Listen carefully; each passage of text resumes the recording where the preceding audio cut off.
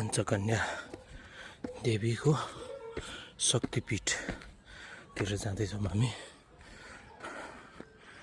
उहाँ चाहिँ नि पञ्चकन्या देवीको शक्तिपीठ मानिन्छ। छ धेरै पुरानो मान्यता भएको मन्दिर रहेछ, तर ल्याक अफ एडभर्टिजमेन्ट यो मन्दिर चाहिँ अहिलेसम्म धेरैलाई थाहा पनि छैन होला। सुरुवातमै हाम्रो हिमेन बजरङ्गबली र यो चाहिँ नि ग्राउन्ड लेभलबाट लगभग यतिको डिस्टेन्समा छ।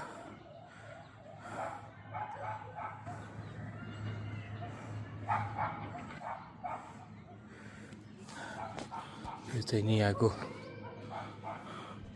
नेम लिस्टहरू भयो क्या, कसले बनाएको भनेर। हाम्रो यहाँबाट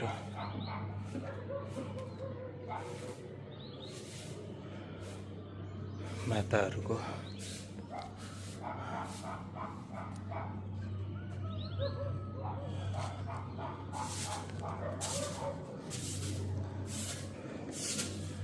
सफा गर्दै हुनुहुन्छ बुवा। नमस्ते बुवा।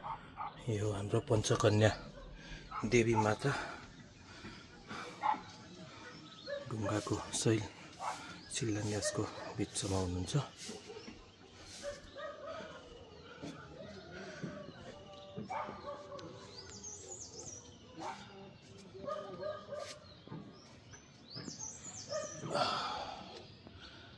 यसरी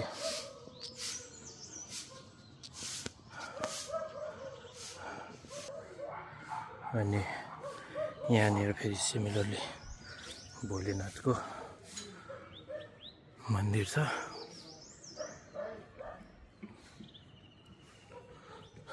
भोलेनाथ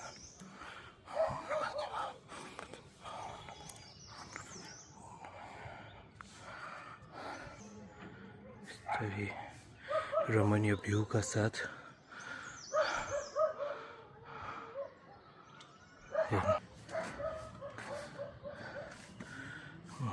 मेन पञ्चकन्या देवी माताको